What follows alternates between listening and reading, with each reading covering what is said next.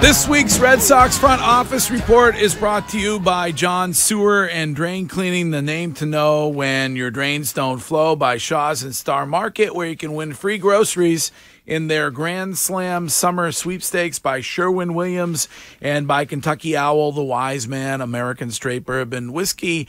And Chaim Bloom, the Chief Baseball Officer of the Boston Red Sox, joins us this morning on the Harbor One Hotline. Hey, Chaim. Good morning, guys. How you doing? How are you doing? It's it was an exciting series in St. Pete. Obviously not happy with the outcome, but really happy with the intensity and just the way everybody went after it. Just wish we could have found that big hit in the middle game to win it.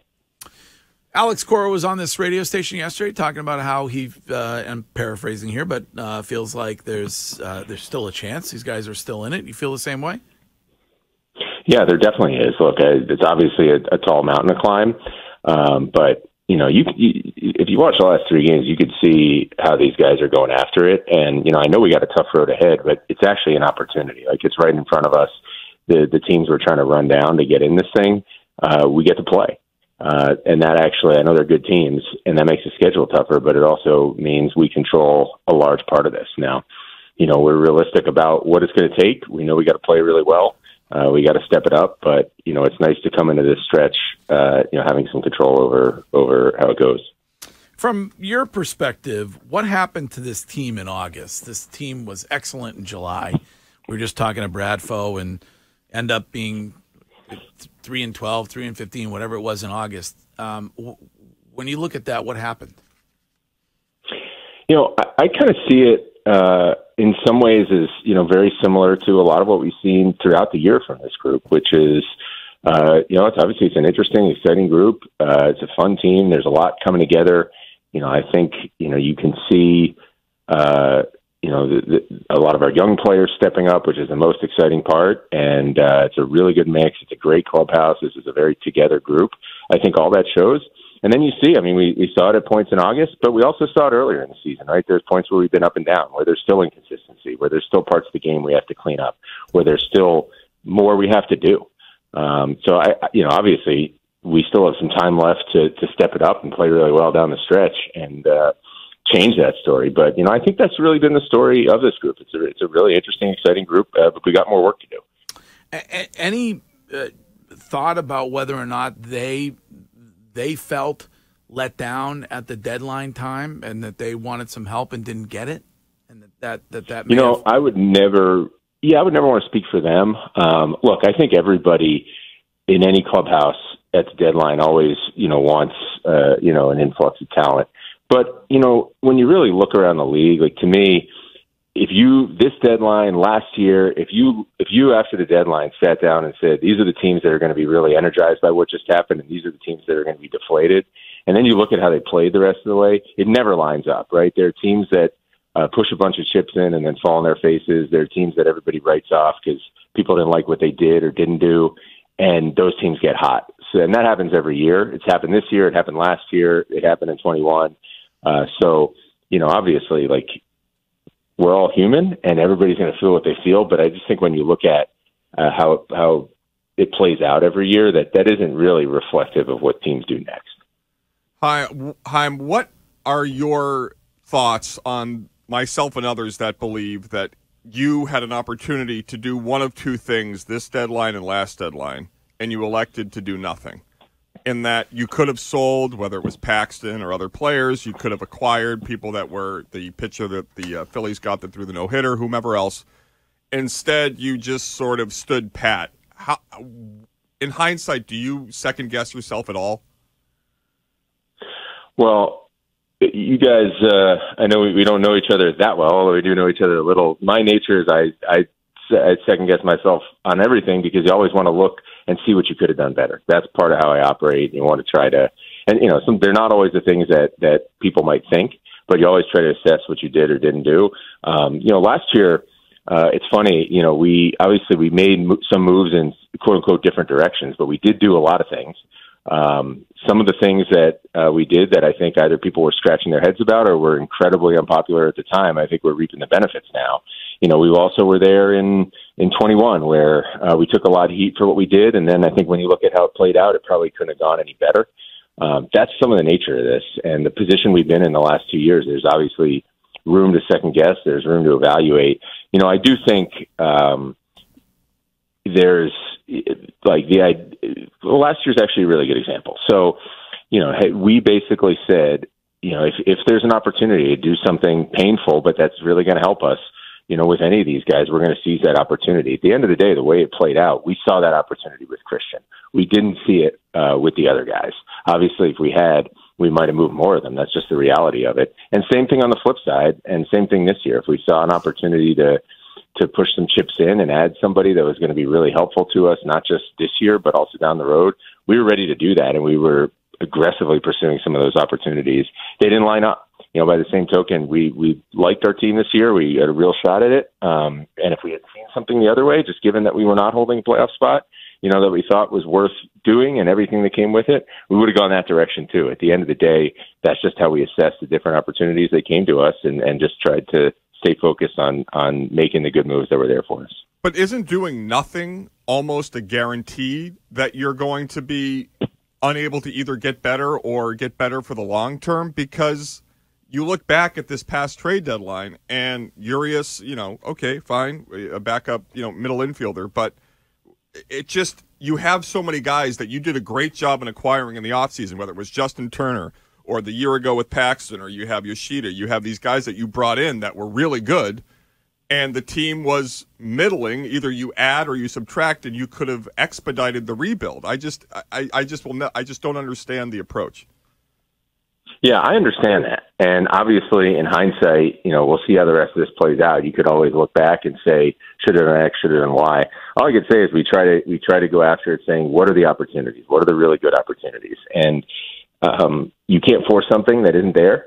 And, like you said, we were good enough that, we had a real chance at it. It also could have gone the other way, but you can only make the trades, make the moves that are actually there for you. You can't, make up trades that aren't there and then do those. And there's always going to be room. Look, this is sports. There's always going to be room a week, a month, a year later to second guess and say we should have done this, we should have done that. That's part of the beauty of the game.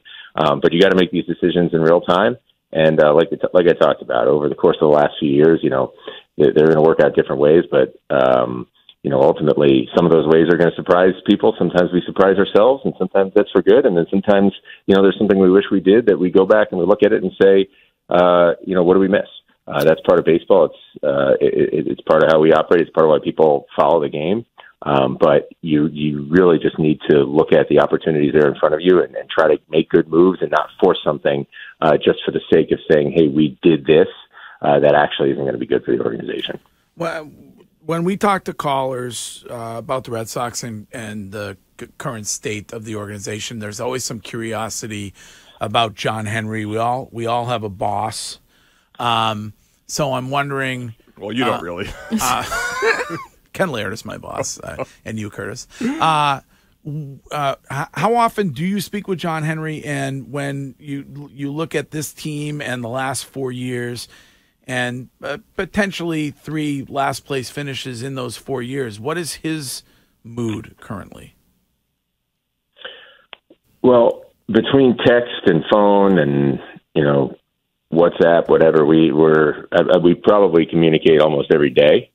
Look, he likes to win. He's been really successful doing that over the years. He's very passionate about that. And anytime we're not winning, he's not going to be happy. I think, as we all were a few years ago, I think he was realistic about, the task ahead and where we were positioned, where the division was going, and some of the tough choices we would have to make, to really get back to better footing, and understands that there are some trade-offs that come with that, and he's had our back navigating our way through those trade-offs. But like all of us, when we don't win, he's frustrated. When we don't play well, he's frustrated. We all know that. I certainly know that. And, he's in this business to win championships. Yeah, but he can't be okay with the Boston Red Sox finishing in last place 3 or 4 years. Well, no one's okay with that. I don't think, I don't want to speak for him, but I know he's not. We certainly aren't. Like I said, we knew, coming in almost 4 years ago that we were going to have to make some tough choices, that we just were not in a position to keep our foot on the gas in the way that the organization had the few years prior. That just wasn't realistic with where things were going, and it would have put us even deeper in a hole, and it would have put us in a situation where, you are in one of those half-decade valleys where you don't even sniff contention. We're going to have to make some tough choices to get out of that. And obviously we've reaped some payoff for that. We still have a lot of work to do. And I do think now, you could see it, as frustrating as it is when it doesn't always come together. You can see where it's pointing, but we all know we still got work to do. And so no one's okay with where we've been. We're still working at it, and we know we got more work to do. Chaim, you said that you guys have a tough road ahead, but when you look at the schedule, I mean, you face a division leader in the Orioles twice. You've got the Rays. The Blue Jays and Rangers are both kind of fighting for a wild card spot. Then you've got the Yankees, who are kind of in the same position as you guys with the amount of games out of a wild card spot. How do you make sure, you and Alex Cora, make sure that the guys are still in it? I understand that they're professional athletes, but we sometimes hear them talk about, there's this many weeks left of the season. It sometimes does feel like they're checked out and ready for the offseason. What do you do specifically to make sure that they are still in it fully?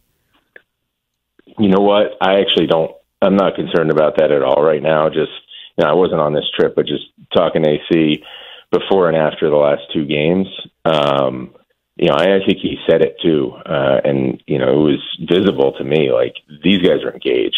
They are battling. And the fact that the schedule is tough, like I said it earlier in this conversation, you talk about Toronto and Texas. We want to play Toronto and Texas. Obviously, we'll see how the series go. We got to play our best. But, to do what we want to do, you want to play the teams that are ahead of you. That's how you gain ground, and you don't have to rely on getting help. You can do the job yourself. So, look, late in the season, when, you're not sitting in a playoff spot, that's always a concern generally. AC he holds the room so well. He's an incredible motivator, but you look at what the group is doing right now, how they're going about it. I don't have that concern. Obviously, everybody's going to be putting all their energy into making sure everybody's pointing in the right direction. But, despite the fact that we didn't win it, despite the fact that, we didn't play our best, especially in that middle game, the energy was incredible, and that group is really engaged. All right, before you go, Sherwin-Williams question of the week from Jason Card at Arch Painting in Woburn. How have the new rules changes altered the way that you will continue to build this team? Good question. Well, first of all, the new rules, I think, I don't know anybody who is a fan of the game doesn't like them. Especially the pitch timer has, I think, probably the best thing that's happened to baseball in my lifetime, just in terms of the quality of the product. Obviously, there's been some things we've had to navigate with it, but it's just been amazing for pace of game. We've already been trying to move our group to be, towards just having a more athletic group. Obviously, as evidenced by some of the things that happen on defense, we still got work to do to refine that. But that's been a big part of some of the guys that we've tried to acquire, both at the major league level and, some prospects that we've gotten in trades.